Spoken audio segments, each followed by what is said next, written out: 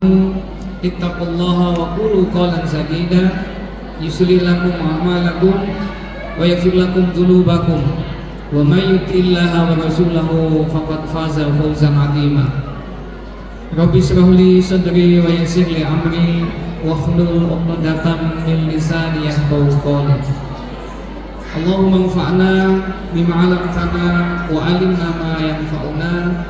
Rabbi zidna ilma warzuqna fahma.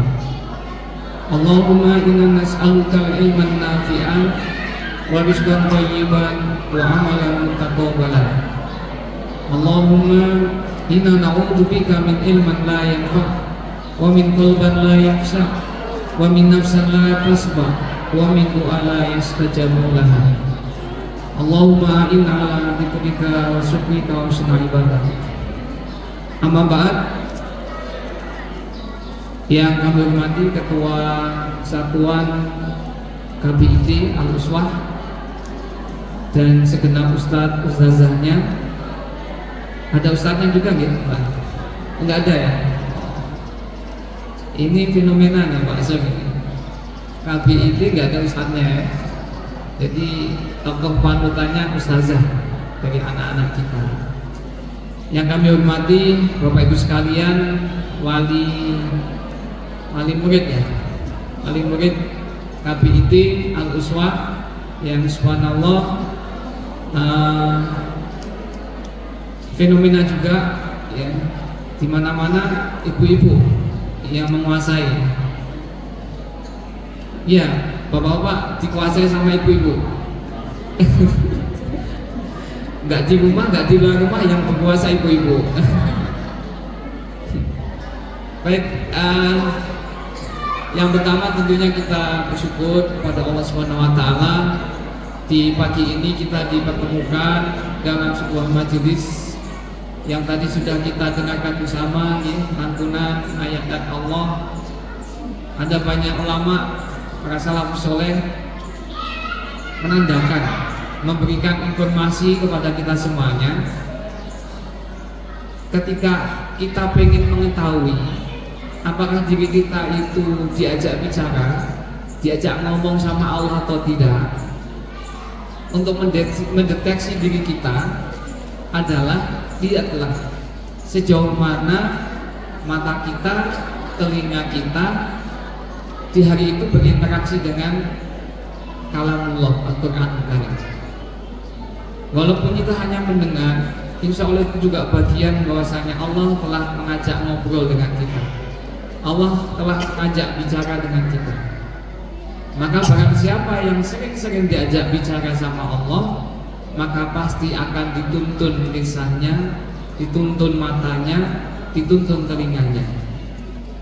Dan hari ini kita sudah dengarkan tadi adik-adik kita, anak-anak kita sudah memfasilitasi kita, menjadikan wasilah buat kita supaya kita semuanya diajak bicara sama Allah. Dan ikatan inilah Bapak sekalian yang harus senantiasa kita jaga. Karena pada saat kondisi seperti ini, di zaman yang seperti ini, kita semuanya tidak bisa mengelak tuntutan perubahan, tuntutan kemajuan, fenomena-fenomena yang luar biasa. Ketika kita terlepaskan diri kita dari gantungan kepada Allah, bisa jadi kita akan menuju hal-hal yang tidak kita inginkan. Maka pagi ini kita bersyukur kepada Allah bisa hadir pada kesempatan ini. Dan insya Allah semua hadir ya, Mbak Wahya ya, Mbak Yuni dan Bapak Ibu sekalian. Pada kesempatan yang luar biasa ini kita mampu bersyukur saja ini sudah luar biasa ya. Dan hadir kita di sini sebagai bagian daripada bentuk syukur kita. Dan ternyata syukur ini juga tidak semudah yang kita ucapkan. Kalau Bapak Ibu sekalian disuruh milih antara syukur dengan takwa, dengan sabar, kan pilih yang mana? Katanya Abdullah bin Abbas, untuk mengarungi kehidupan kita itu yang berbagai macam samudera luas yang luar biasa, itu hanya dibutuhkan dengan 2 sampan. Ya, dua kapal. Kapal yang pertama adalah kapal kesyukuran, dan sampan kapal yang kedua adalah kapal kesabaran. Dan dua-duanya itu yang harus kita pakai. Kalau nggak sabar ya syukur, kalau nggak syukur ya sabar. Umpamanya jenengan diminta memilih, panjenengan milih sing sabar atau milih sing syukur? Milih sing syukur atau milih sing sabar? Sing sabar kalian sing syukur abot pundi? Abot sabar atau abot syukur? Kurang dengar. Abot syukur atau abot sabar? Abot sabar. Berarti memilih untuk bersyukur ya. Ya, hampir semuanya kita ketika diminta memilih yang mana, rata-rata semuanya memilih sing syukur. Tapi buktinya ibu bapak sekalian bahwasanya kondisi sabar dibandingkan dengan kondisi kita bersyukur, ternyata prakteknya itu lebih berat ketika kita itu bersyukur. Karena kalau kita itu sabar, mau nggak mau, ya harus kita lakukan itu. Ketika kita ditemukan dengan sebuah masalah, ujian, cobaan, ya kita harus sabar. Tapi pertanyaannya, ketika hari ini kita bisa membuka mata, bangun dari tidur kita bisa berjalan dengan kaki, tangan, menggerakkan dan sebagainya, itu semuanya adalah bentuk nikmat yang seharusnya saat itu nafas kita hembuskan, nafas kita tarik, saat itu juga bentuk syukur harus kita wujudkan. Tapi prakteknya nonton apa betul? Tidak. Ya, ternyata syukurnya kita itu sulitnya luar biasa. Padahal syukur itu wajib. Sampai-sampai Allah mengatakan ma yaf'alullahu bi'adzabikum in syakartum wa amantum maka Allahu aliman syakira. Allah mengatakan sendiri di dalam surat An-Nisa 147 itu, aku mboten bakalan menurunkan azab kepada umatku dengan catatan umatku itu in syakartum, dia mau bersyukur kepadaku. Ma yaf'alullahu bi'adzabikum in syakartum. Ini Bapak Ibu sekalian, jadi buktinya ternyata kita itu masih banyak kurang bersyukur. Jangankan kita itu Bapak sekalian, Rasulullah sendiri itu manusia termulia, manusia agung. Setiap ba'da subuh, setiap hari beliau memohon kepada Allah. Ini Rasul, manusia termulia, al-uswah, uswah hasanah kita. Beliau meminta kepada Allah, Allahumma inna, gimana doanya? Allahumma inna nas'aluka, gimana Pak doanya? Ketika ya Allah kami minta tolong kepadamu, Allahumma a'inna ala dzikrika wa syukrika wa husni ibadati. Itu Rasulullah yang tidak pernah lepas setiap ba'da subuhnya. Jenengan ngoten napa to? Ya. Itu Rasulullah manusia termulia. Jadi ternyata menawi jenengan nyuwun pangapunten. Sudah sering naik pesawat ya? Belum. Ya, kalau pesawat yang panjenengan naiki ketika panjenengan umroh, ya mudah-mudahan yang belum segera bisa naik pesawat. Minimal kalau naik pesawat itu jarak minimal paling enggak kemana Pak? Kalau kita mesti ke Mekah Madinah, mudah-mudahan segera kita bisa dikabulkan untuk bisa ke sana. Menawi jenengan naik pesawat dalam kondisi pesawat landai, cuaca tidak ada gangguan, kemudian semuanya aman nyaman, apa yang panjenengan lakukan di dalam pesawat itu? Apa yang panjenengan lakukan di dalam pesawat itu? Biasanya ada majalah, buka majalah, atau londak mungkin ada duduk teman di samping bangkunya ngajak ngobrol gitu ya. Mungkin kalau HP masih dibuka, buka-buka chat-chat yang ada di HP atau yang lainnya semacam dengan itu. Tapi ketika pada saat kondisi pesawat itu sedang turbulensi, cuaca angin yang tidak mendukung, pesawat sudah mulai nggak goyang-goyang itu, apa yang jenengan lakukan? Sudah mulai nyebut-nyebut asma Allah, sudah mulai ingat-ingat dosa-dosa kita dan lain sebagainya.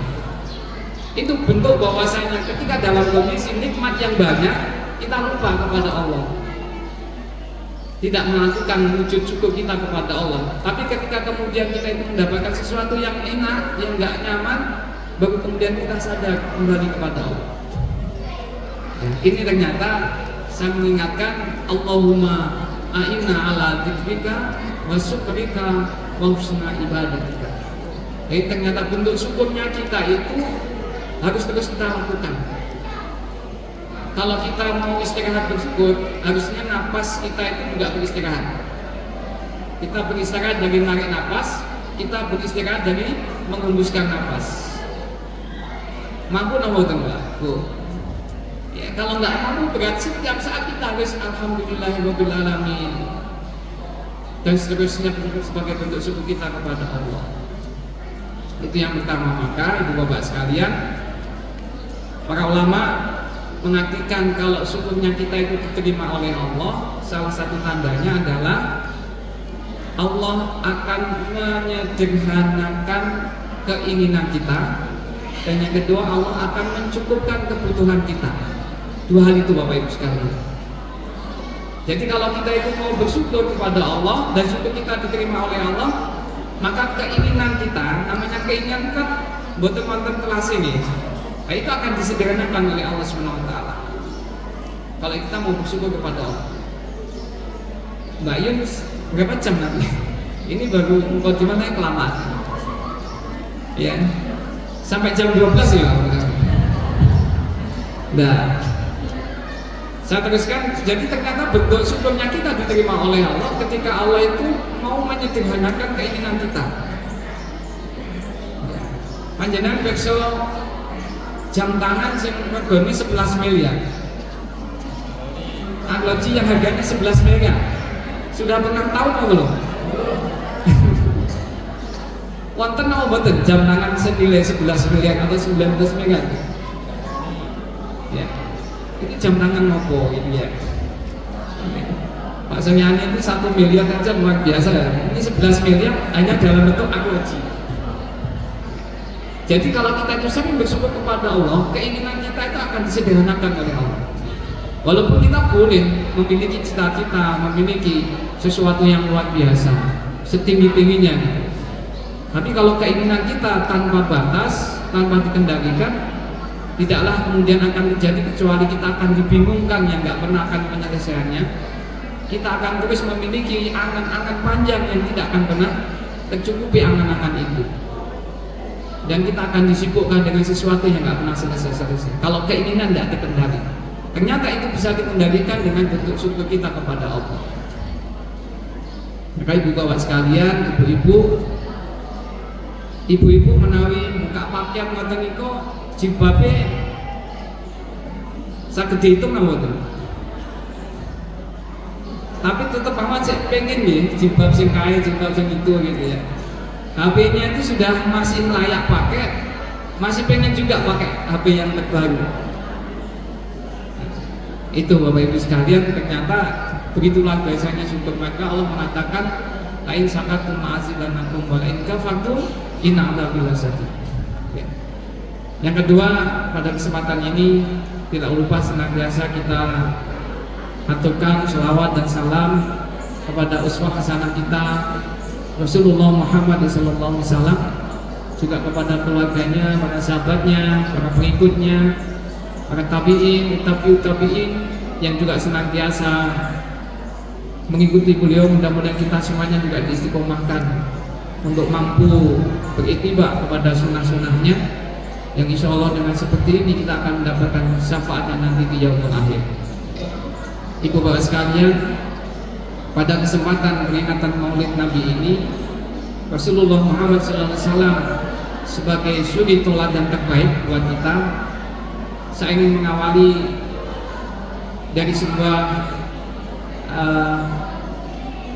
kisah nyata yang yang pernah terjadi, dan ini menjadi gambaran buat kita semuanya, khususnya kita sebagai orang tua, sebagai manusia yang diamanahi oleh Allah untuk menjalankan tugas-tugas kita sebagai seorang bapak atau seorang ibu. Karena zaman ini, ibu bapak sekalian, zaman yang dikatakan oleh para salaf, para ulama-ulama salafus saleh sebagai fitnatus syara, sebagai zaman yang begitu luar biasa bermunculan fitnah-fitnah. Ya, fitnatus syara itu adalah fitnah antara yang benar, yang hak, dan yang batil itu sudah sulit dibedakan. Ya, kita itu bingung, kita bener ning salah, kita salah ning bener. Didelok waduh niku lanang, dicedhaki wadon, dan lain sebagainya dan sebagainya. Ada seorang kisah pernah terjadi di Inggris. Seorang bapak yang memiliki satu anak tunggal laki-laki yang sangat disayang oleh seorang bapak ini. Kemudian sudah sekian tahun, 5 tahun, 6 tahun, sampai 10 tahun, anak ini di usia baliknya kemudian berpisah dengan bapak ini. Sampai tidak pernah ketemu, dicari ke sana kemari, gak pernah mendapatkan si anak laki-laki semata wayangnya. Kemudian dia sudah berusaha mengiklankan, mengumumkan, pengen ketemu dengan seorang anak laki-laki semata wayangnya tadi. Sampai saat kemudian iklannya dibaca, diterima oleh salah satu stasiun televisi. Kemudian stasiun televisi itu menghubungi bapak tadi. Pak, menawi panjenengan misalkan saya bisa membantu panjenengan untuk bisa menemukan anak laki-laki semata wayang panjenengan, tapi dengan satu syarat, Pak. Maka bapak itu mengiyakan, ya silahkan. Kalau memang panjenengan bisa membantu, walaupun syaratnya apa saja, karena saya sudah puluhan tahun tidak ketemu dengan anak laki-laki semata wayang saya siap memenuhi syarat. Baik Pak, kalau panjenengan bersedia, nanti saya akan berusaha dengan usaha yang kami bisa, melalui anak buah kami, melalui jaringan kami. Tapi ketika nanti sudah ketemu, bapak harus siap untuk ditampilkan secara live di stasiun televisi kami. Maka bapak tadi mengatakan siap. Dicari sekian lama, ala kulihal, dan Allah kemudian ketemu. Stasiun televisi tadi menemukan data anak laki-laki semata wayang yang dicari oleh seorang bapak tadi. Maka begitu sudah diatur waktunya, kemudian dilakukanlah real time, ya, live dalam stasiun televisi. Bapaknya diundang, bapaknya dulu dihadirkan di dalam stasiun real time itu. Saat itu kemudian bapak lagi ditanyakan, Pak, sampun siap panjenengan untuk ketemu dengan anak laki-laki semata wayang panjenengan?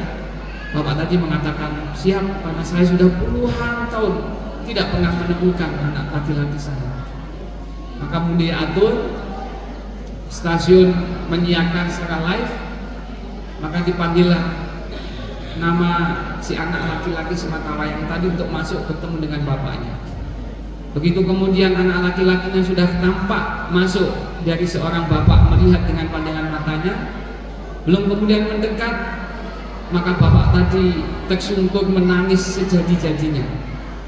Karena ternyata ketika anak laki-laki semata wayang dipanggil oleh sang presenternya, yang masuk di luar gambaran apa yang digambarkan pandangan pikiran seorang bapak tadi. Ternyata masuk seorang yang nanggapan bapaknya laki-laki tampan gagah luar biasa. Ternyata anak itu sudah menjadi wanita cantik, gemulai, apalagi dan lain sebagainya. Maka bapak tadi seorang bapak ini non muslim ya, tapi ini menandakan bahwasanya kasus seperti ini luar biasa. Dan itulah zaman yang disebut dengan fitnatul syara. Dan tidak menutup kemungkinan hari ini pun bisa terjadi. Saya baca koran kabar kemarin tanggal berapa kemarin, 18 September, di Ponorogo melakukan survei. kepada masyarakat diketemukan 170 sekian positif HIV AIDS, dan kasus itu 170 sekian itu sebagian besar karena LSL. Bersama nih LSL.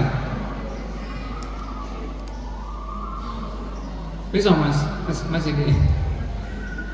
LSL itu ya sebagaimana tadi contoh bapak yang pengen ketemu anak laki-laki semata wayangnya, ternyata begitu puluhan tahun nggak ketemu, begitu ketemu ternyata berubah menjadi wanita cantik gemulai. Dan ternyata ini sudah sampai Ponorogo, dan itu komunitasnya besar, dan itulah zaman fitnah. Dan itu tidak ada contoh sama sekali apa yang disampaikan oleh Rasulullah SAW. Akhirnya ibu bapak sekalian, saya ingin menggambarkan pada kesempatan ini, kita sebagai orang tua harus tahu persis hari ini di Ponorogo kayak gitu, di Magetan pun juga data juga tidak kalah luar biasa gitu. Dan ini bukan dikatakan ketika wah ini sudah terpaksa, ini takdir, nggak bisa. Kalau kita hanya mengatakan seperti itu sebenarnya bisa disembuhkan. Itu ya. Ini saya mengawali dari situ supaya apa yang kita ingin gambarkan bahwasanya Rasulullah Muhammad SAW itu adalah teladan terbaik buat kita. Dan Rasulullah sangat antipati, sangat membenci dengan hal yang seperti itu. Maka pada kesempatan ini, bagaimana sesungguhnya ketika kita harus mencintai Rasulullah sebagai teladan kita, harapannya supaya kita mampu mencontoh beliau sehingga kehidupan kita tidak pernah berbau sedikit pun dengan hal yang kayak tadi.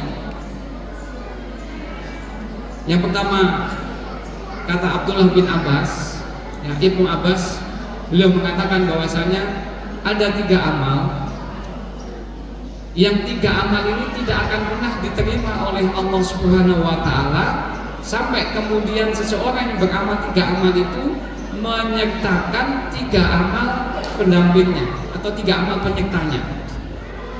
Apa 3 amal itu?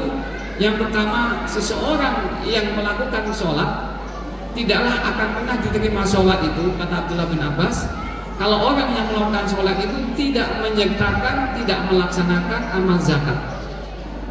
Makanya sholat dan zakat itu selalu bersandingan. Maka Allah mengatakan aqimi sholat wa ta'izuz zakat. Tegakkanlah, berdirikanlah sholat dan bayarlah zakat. Itu yang pertama kata Abdullah bin Abbas. Amal yang kedua, seseorang syukurnya kepada Allah tidak akan pernah Allah terima sampai kemudian seseorang itu menyertakan amal yang kedua setelah syukur adalah dia berbakti kepada orang tua.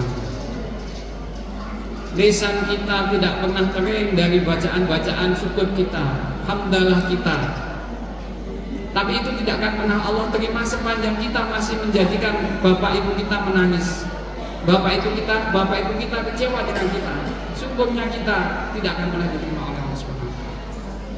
Dan yang ketiga, kata Abdullah bin Abbas, sebagai bentuk peringatan di hari ini, Bapak sekalian, imannya kita kepada Allah, yakinnya kita kepada Allah tidak akan pernah Allah terima sampai kemudian kita mengikuti amal penyertanya, yaitu kita mencintai Rasulullah Muhammad SAW.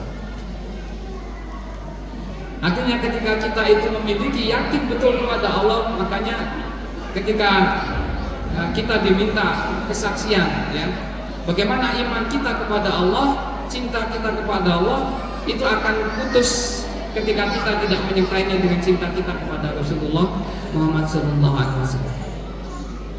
Maka ibu bapak sekalian, kata Abdullah bin Abbas yang seperti itu, ini menguatkan kepada diri kita semuanya, bagaimana supaya kita betul-betul menjadikan uswah hasanah kita Rasulullah Muhammad SAW tidak pernah keluar dari hati kita. Itu ya, makanya di dalam hadis riwayat Muslim, Rasulullah SAW itu pernah mendatangi seseorang sahabat. Ya, Rasulullah itu kan punya sifat hati wahasas. Hati wahasas itu lembut dan sensitif. terhadap apa yang dipikirkan oleh sahabatnya.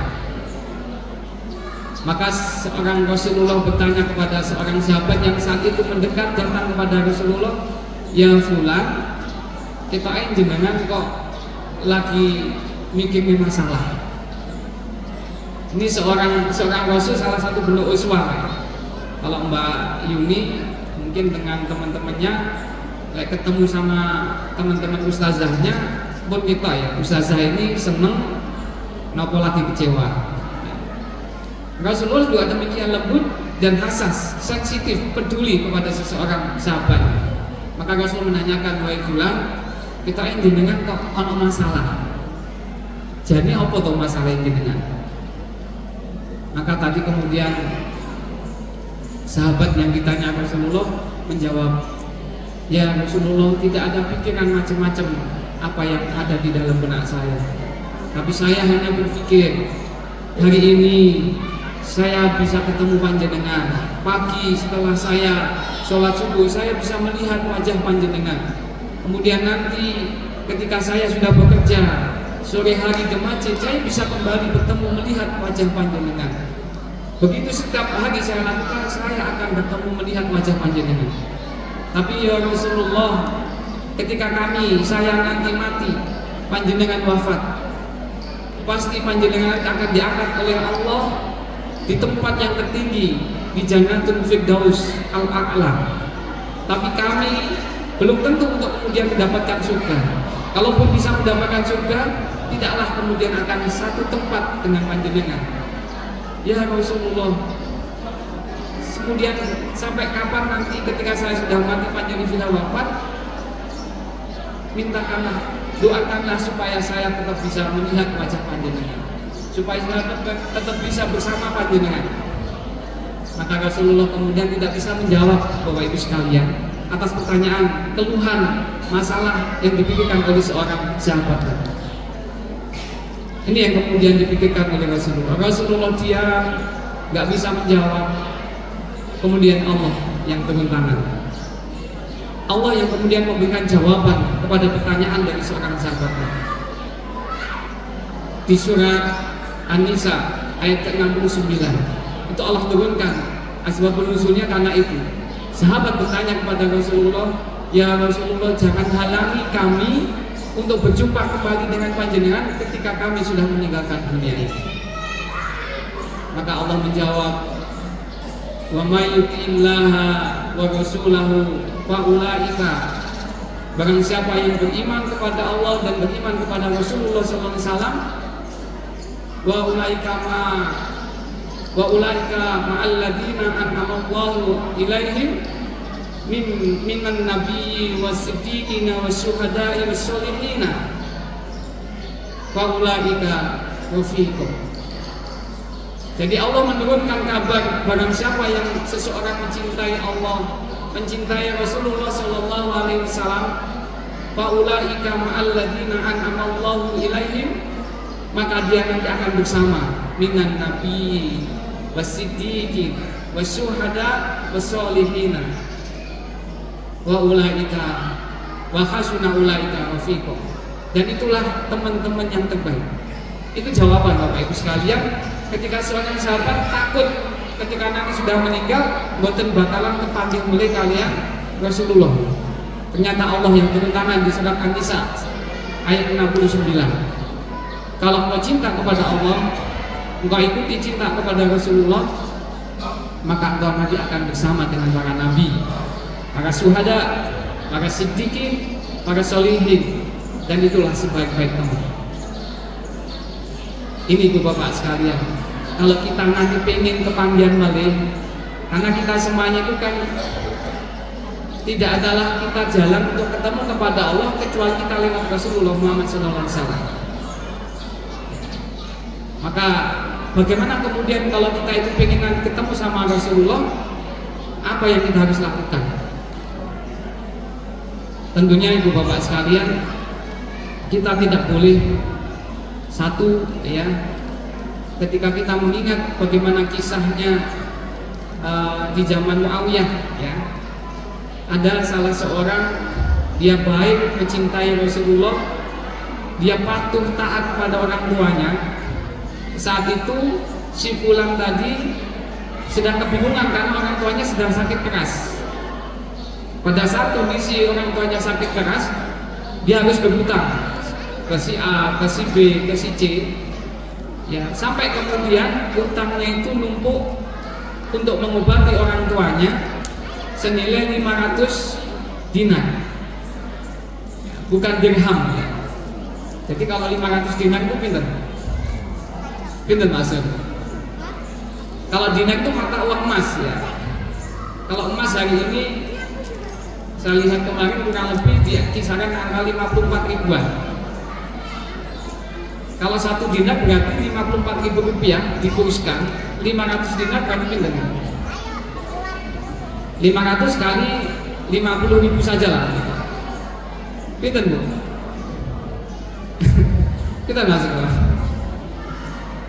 Itu hutang yang dari seorang anak untuk mengobatkan ibunya, tapi hutang itu nyecer ke si A, ke si B, ke si C.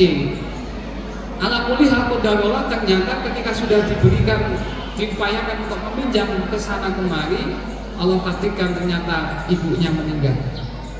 Lalu kemudian si fulan tadi yang menanggung hutangnya 500 dinar, maka ketika dia ditagih si A, ditagih si B, ditagih si C, akhirnya dia kebingungan. Daripada dia berhubungan dengan banyak orang, maka dia putuskan dengan seizin istrinya, wahai istriku, bagaimana kalau kita itu minjam utang saja lagi kepada satu orang senilai 500 dinar.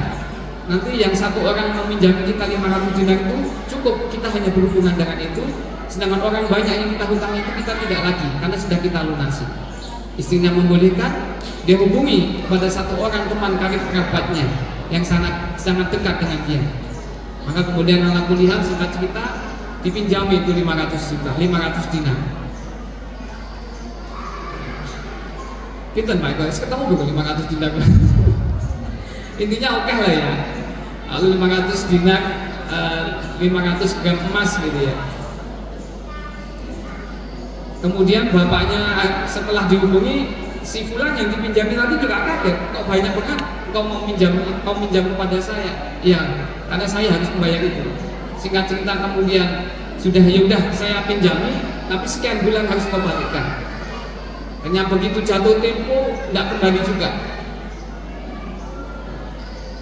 Jenengan lek diutangi ngoten niku jenengan tuntut apa mboten Mas?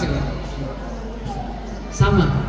Walaupun ini karib kerabat sahabat dekat, ternyata dia juga menuntut kepada hakim. Wahai hakim, saya minta pengadilan karena si fulan teman saya yang dulu pinjam saya 500 dinar, janjinya 5 bulan, ini sudah sampai 5 bulan, ternyata kemudian dia tidak bisa menyanggupi apa yang dia janjikan. Maka si hakim menegaskan, kalau begitu engkau harus diadili. Kalau sampai dengan hari ini tidak mampu membayar, maka engkau harus diganti dengan penjara. Si hakim sudah memutuskan seperti itu. Maka si fulan yang punya utang tadi, yang sangat baik, sangat taat kepada orang tuanya, dia mengatakan, ya hakim, saya sudah sepakat karena saya seakan-akan tidak mampu lagi untuk membayar 500 dinar. Ya sudah, kalau engkau menerima itu berarti engkau harus menggantinya dengan hukuman penjara. Maka sebelum kemudian dia di penjara, maka dia minta izin dulu, ya hakim, izinkan saya untuk pulang karena saya belum minta izin kepada, memberitahu informasi kepada istri saya. Maka kemudian diizinkan, tetapi bagaimana saya harus meyakinkan kalau panjenengan nanti akan kembali ke sini? Apa yang menjadikan jaminan panjenengan kalau nanti kamu setelah pulang minta izin memberitahukan informasi kepada istrimu mau kembali ke sini? Maka kemudian dia hanya menyampaikan jaminan, yang menjamin saya adalah cintaku kepada Rasulullah Muhammad SAW. Bisa masuk akal aku 500 dinar yang nilainya kalau dirupiahkan 500 kali 50 ribu ya, 25 jutaan ya, 25 juta dijaminkan dengan cintanya seseorang kepada Rasulullah SAW. Ya, ternyata hakim tadi mengizinkan dengan catatan kau harus kembali besok pagi setelah duhur. Maka ternyata yang punya piutang pun juga mengizinkan, asalkan besok duhur dia harus kembali untuk menjalani hukuman atas dia yang tidak mampu membayar hutangnya. Lalu kemudian jalan pulang ketemu istrinya dan dia langsung menyampaikan kepada istrinya, wahai istriku, saya mohon izin untuk kemudian sekitar 5 bulan saya tidak lagi ketemu dengan panjenengan, karena saya tidak sanggup lagi untuk membayar 500 dinar sebagai hutang kita, dan sebagai penggantinya saya harus dipenjara. Maka istrinya bertanya, ya suamiku, kenapa kau bisa kesini padahal kau sudah diputuskan akan dipenjara? Apa yang menjadikan jaminanmu kok seorang hakim dan yang punya piutang tadi sampai membolehkan mengizinkan panjenengan? Maka seseorang fulan tadi mengatakan, jaminanku sehingga dipercaya oleh hakim dan oleh si fulan yang punya piutang tadi adalah jaminan cintaku kepada Rasulullah Muhammad SAW. Maka istrinya terkaget-kaget. Berarti hakim dan yang punya piutang ini bukan sembarang orang, karena dia mampu melepaskan sesuatu hanya karena cinta seseorang kepada Rasulullah. Akhirnya dia mengagungkan Rasulullah. Ya suamiku, kalau begitu mari kita upayakan untuk terus mendekat kepada Allah, sekali kemudian bersolawat kepada Rasulullah SAW. Kemudian karena merasa bersyukurnya atas jaminan cintanya kepada Rasulullah, dia diberikan kemudahan untuk bertemu bersama istrinya. Akhirnya dia terus bersolawat suami istri, Bapak Ibu sekalian, sampai kemudian dia ketiduran. Lalu kemudian di dalam tidurnya Rasulullah hadir di dalam mimpi seorang bapak tadi. Dan di dalam mimpinya dia mengatakan, wahai fulan, apa yang sedang kau pikirkan? Dia berdialog dengan Rasulullah, saya punya hutang 500 dinar kepada si fulan dan saya belum bisa membayarnya. Maka dalam mimpi itu Rasulullah, kalau Rasulullah hadir dalam mimpi kita, Bapak Ibu sekalian, itu dipastikan adalah Rasulullah. Waman ara'ani faqad ara'ani. Barang siapa yang melihat aku dalam mimpinya, maka faqad ara'ani, maka pastikan engkau sungguh melihat aku, kata Rasulullah. Karena setan tidak pernah mampu memirip-miripkan bersama dengan Rasulullah SAW. Maka Rasulullah dalam mimpinya mengatakan, kalau begitu besok subuh jenengan datang ke masjid A, jenengan temui wali yang sungguh dia pasti di situ. Lalu sampaikan kepada wali itu, engkau utusan aku, utusan Rasulullah, katakan kepada wali supaya wali tadi membayar hutangnya sebesar 500 dinar. Maka kemudian si fulan lagi bertanya, wahai Rasulullah, kalau saya datang nanti ketemu wali setelah sholat subuh langsung kemudian mengatakan, wahai fulan seorang wali, sampaikan hutangku, bayarkan hutangku sebesar 500 dinar, pasti wali itu akan tidak percaya. Lalu apa yang menjadikan seorang wali tadi bisa percaya? Sampaikan kepada wali bahwasanya Rasulullah menerima sholawatmu yang semalam engkau ragu sudah 1000 atau belum.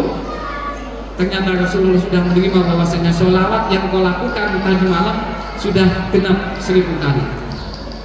Maka kemudian terbangun seorang fulan tadi, sampaikan kepada istrinya.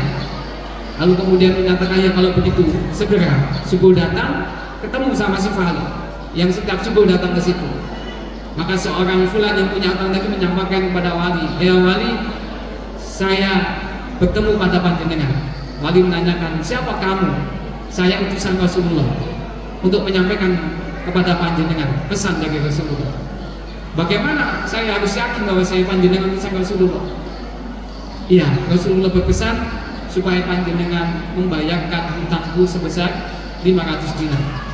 Kaget si wali tadi. Bagaimana saya baru kenal panjenengan, tahu-tahu panjenengan harus memerintahkan saya atas nama Rasulullah SAW untuk membayarkan hutangmu? Gak masuk akal. Apa yang membuktikan bahwa saya engkau memang betul-betul utusan Rasulullah? Maka seorang fulan tadi mengatakan, ya wali, Rasulullah berpesan sudah menerima 1000 sholawatmu yang setiap malam kau lakukan, dan tadi malam kau bingung sholawatmu itu sudah genap 1000 atau belum. Dan tadi malam Rasulullah berpesan sholawatmu sudah terima, dan genap 1000 kali. Allahu Akbar. Seorang wali kemudian bertasbih, terkaget-kaget, terbingung-bingung bahwasanya dia bangga sholawatnya setiap malam sudah diterima oleh Rasulullah SAW.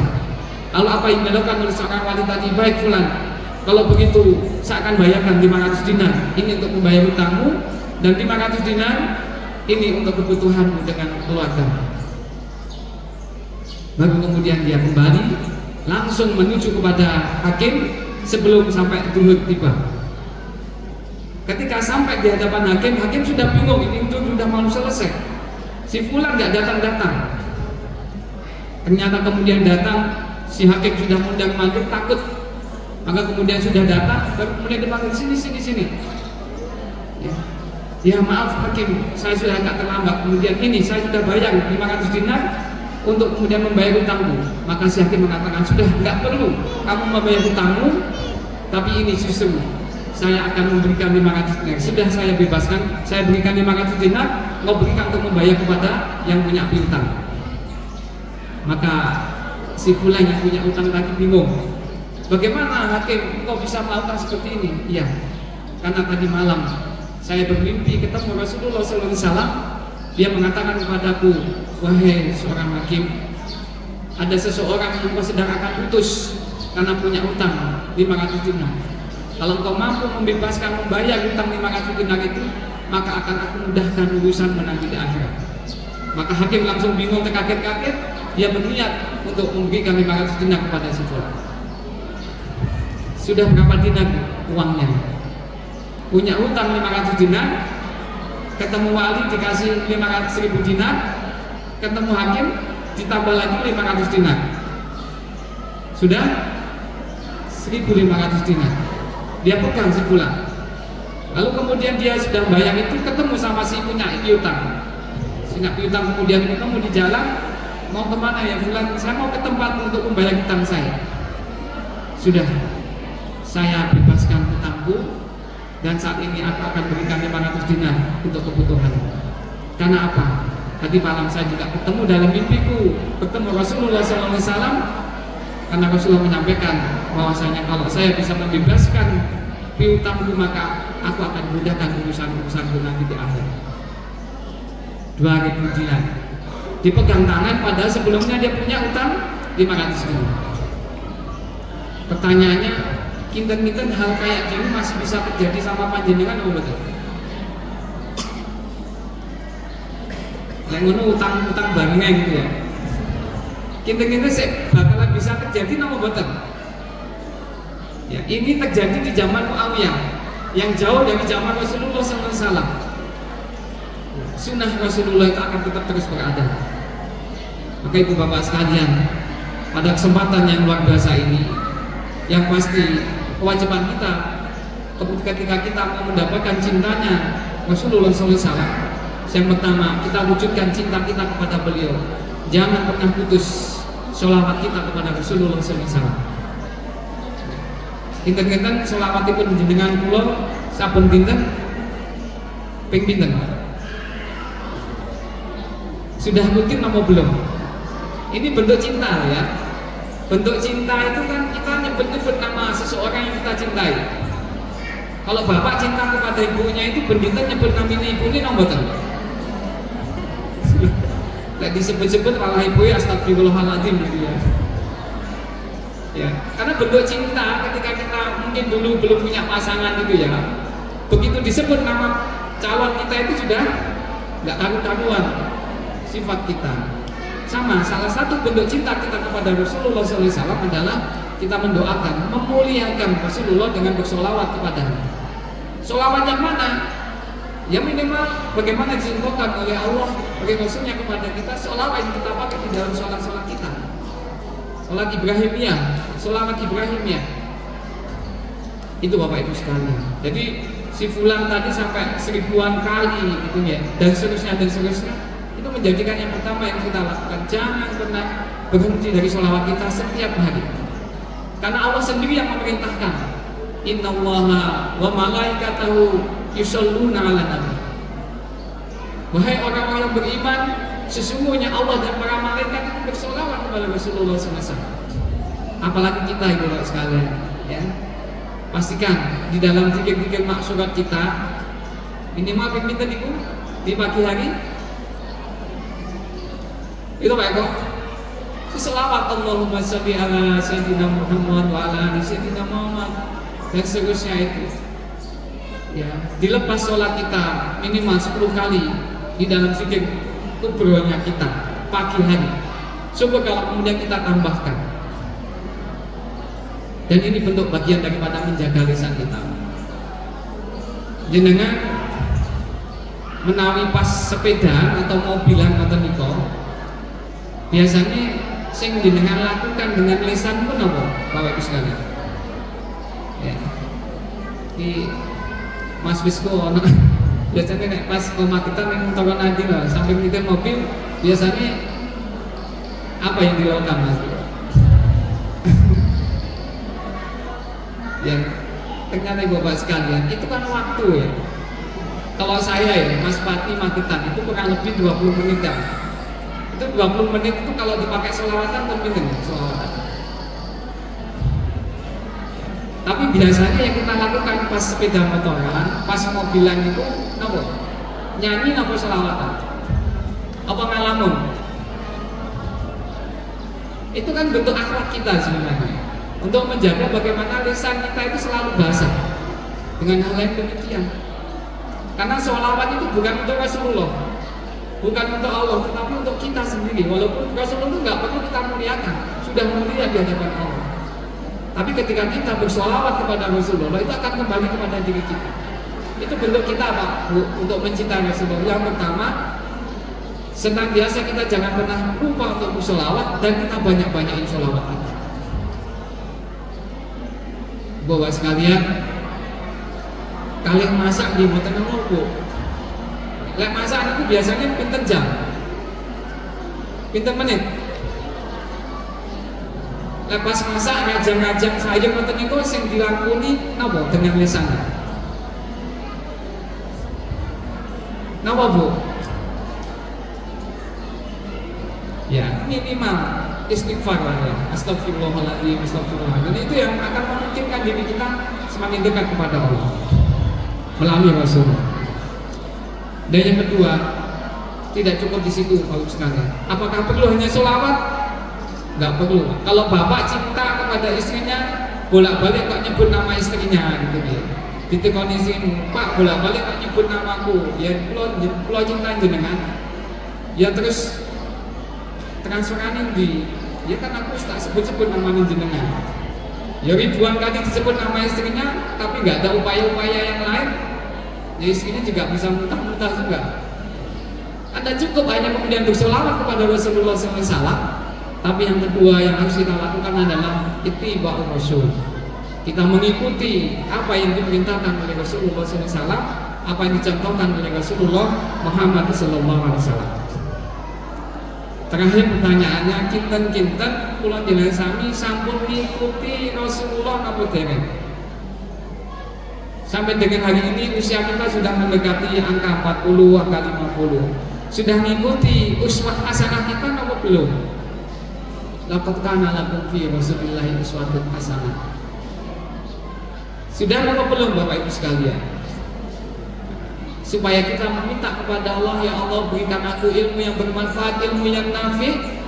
Kita itu kan kadang tahu, hafal Pak, bahwasanya kita malah diajari sama anak-anak kita tadi yang nyanyi di sini ya, mengatakan bahwasanya la tamdok, halo, la tamdok, wala al jannah, ojo nesuan, pasti Allah akan memberikan umat. Ini kan salah satu yang Rasulullah perintahkan, Rasulullah anjurkan, bahkan Rasulullah contohkan kepada kita. Kita mulai dengan sami pun nyontohin apa jadi? Wanteng-wanteng saya. Ya itu ya, kita ilmunya tahu, riwayatnya hafal gitu ya. Tapi ternyata awal itu kadang siti-siti itu sih unjuk tensi kita. Ya, ini menandakan bahwasanya bisa jadi kita belum mencontoh Rasulullah SAW. Dan jangan sepelekan hal yang kecil-kecil Bapak Ibu sekalian. Kita sepele, Ini justru kita tidak pernah tahu nanti akan dijamin oleh Allah masuk ke surganya Allah itu dengan sunnah yang mana. Kita belum tahu. Apa dasarnya? Bilal bin Rabah, ketika Rasulullah menanyakan kepada Bilal, pada Bilal masih segar budak di dunia, tapi Rasulullah kemudian menanyakan, ya Bilal, aku dengarkan terumpahmu sudah ada di surga. Apa jawab Bilal?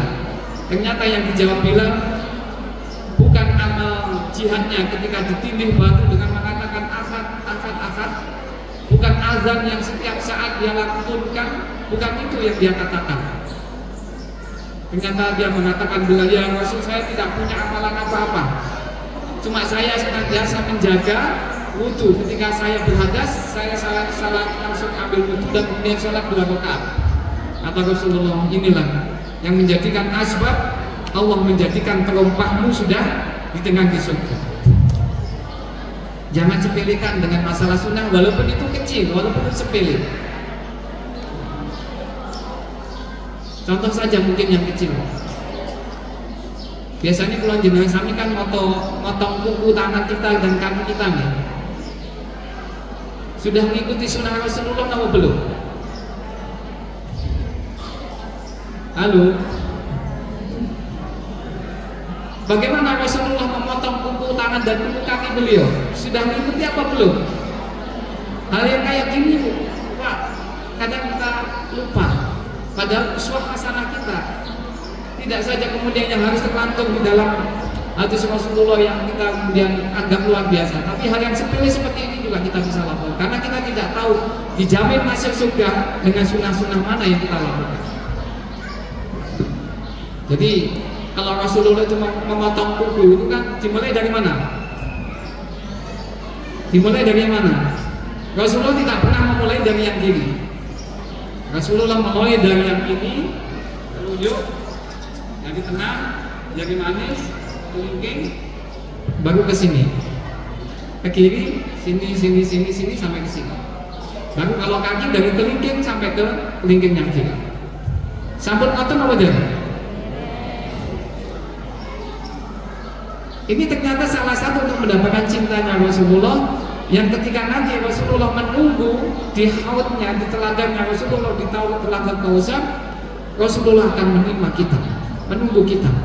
Tapi ketika seseorang yang tidak pernah mencintai Rasulullah, tidak peduli kepada Rasulullah, maka nanti Rasulullah akan memanggil di telaga Al-Haud, telaga Kautsarnya Rasulullah SAW. Mereka berdatangan berduyun-duyun kepada Rasulullah. Sudah di hadapan Rasulullah, kemudian muncul dinding pembatas yang tidak menjadikan dia ketemu sama Rasulullah. Sampai kemudian sebulan mengatakan, ya Rasul, ya Nabi, saya umatmu. Maka Rasulullah kemudian mengatakan, ya Allah, ya Rabb, innahum ummati, dia umatku, dia umatku. Tapi Allah kemudian mengatakan, ya Rasul, dia betul umatmu, tetapi dia tidak mencintaimu. Dia tidak peduli dengan sunnah-sunnahmu, dan dia tidak mengikuti beritibar kepadamu. Padahal ibu bapak sekalian, kalau nanti di yaumul akhir kita ditunggu sama Rasulullah, kemudian diberikan air minum dari telaga Al-Haud, Al-Kautsar, maka kita tidak akan pernah merasa haus, tidak merasa capek, dan seterusnya. Maka ini minimal 2 itu. Belum kemudian kita harus mempelajari bagaimana kepribadian Rasulullah, bagaimana kisah-kisahnya Rasulullah. Yang ini harus kemudian kita senantiasa, kalau perlu kita nondok di luar kepala kita. Sehingga ada sedikit saja yang kita lakukan, kita tidak lepas dari apa yang disampaikan oleh Rasulullah Shallallahu Alaihi Wasallam. Untuk selawat, ibu bapak sekalian, jangan pernah dilupakan. Yang kedua adalah kita senantiasa beriktibar. Apapun yang Rasulullah contohkan, dari keluar kamar mandi sampai kemudian dari tidur sampai kemudian bangun tidur lagi, itu semuanya diatur oleh Rasulullah SAW. Maka sedikit banyak marilah kita mencontoh satu hal yang mungkin senantiasa perlu kita berhati-hati. Rasulullah senantiasa di dalam lisannya tidaklah keluar kecuali kata-kata yang bermanfaat. Pastikan ibu bapak sekalian, apa yang keluar dari lisan kita mencontoh Rasulullah. Ojo sampai melarani konconi. jangan sampai natoni hati saudaranya, karena Rasulullah tidak pernah memberikan sedikit pun walaupun hanya satu huruf, dua huruf yang kemudian menyakitkan saudaranya. Dan ini yang kita contoh, karena ternyata pertikaian, permusuhan, kemudian adanya hal-hal yang menjadikan kerugian luar biasa gara-gara banyak keluar dari lisan kita. Maka Rasulullah yang disebut dengan gelar Al-Amin, dapat dipercaya, As-Siddiq, kemudian selalu benar kata-katanya. Ini yang kita contoh. Hari ini kita tahu ya, hanya karena omongan sak kecap gitu Pak. Jangankan hanya 5.000, 50.000 pun sanggup saya akan hadapi. Itu kan omongan juga. Kadang karena akhlak, kadang biasa keluar dari lisan kita, nggak tahu kemudian kepucut gitu ya. Mentu ternyata orang yang mendengar kepucutan kalimat dari lisan kita terganggu hatinya, sudah jadi masalah. Maka contoh-contoh situasi sangat banyak sekali, tapi tidak cukuplah kalau kita ketemu dalam 1-2 jam. Ya. Baca kisah-kisah Rasulullah SAW. Mudah-mudahan Allah senantiasa memimpin kita untuk mengikuti apa yang dicontohkan oleh Rasulullah, dan mudah-mudahan nanti kita bertemu bersama dengan Rasulullah di surganya Allah, sebagaimana di dalam surat An-Nisa ayat 69 tadi. Ya. Dengan bahasanya kalau kita mencintai Allah dan Rasulnya, insya Allah kita akan nanti bersama dengan Rasulullah SAW. Mungkin demikian Bapak sekalian yang bisa saya sampaikan. Kesimpulannya, hidup kita yang kita tidak pernah tahu sampai kapan. Bukan masalah kapannya, di mananya, dan sedang apa kita nanti akan menghadap kepada Allah. Karena kita semuanya sejatinya sedang menunggu saat itu, waktu itu. Tapi yang menjadi masalah perkara adalah, sudahkah siap kita menghadap kepada Allah dengan bekal-bekal kita mengikuti Rasulullah SAW? Itu masalahnya. Kalau hari ini kita belum punya bekal itu, harusnya kita menangis sejati-jatinya. Dan salah satu bekal adalah kita ittiba kepada Rasulullah Muhammad SAW sebagai bekal takwa, sebaik-baiknya bekal kita untuk menuju kepada Allah SWT. Mohon maaf atas segala kekurangan. Mudah-mudahan bermanfaat untuk khususnya saya dan Bapak Ibu sekalian. Aqulu qouli hadza astaghfirullah li wa lakum. Subhanakallahumma wa bihamdika asyhadu an la ilaha illa anta astaghfiruka wa atubu ilaik. Wabillahi taufiq wal hidayah. Wassalamualaikum warahmatullahi wabarakatuh.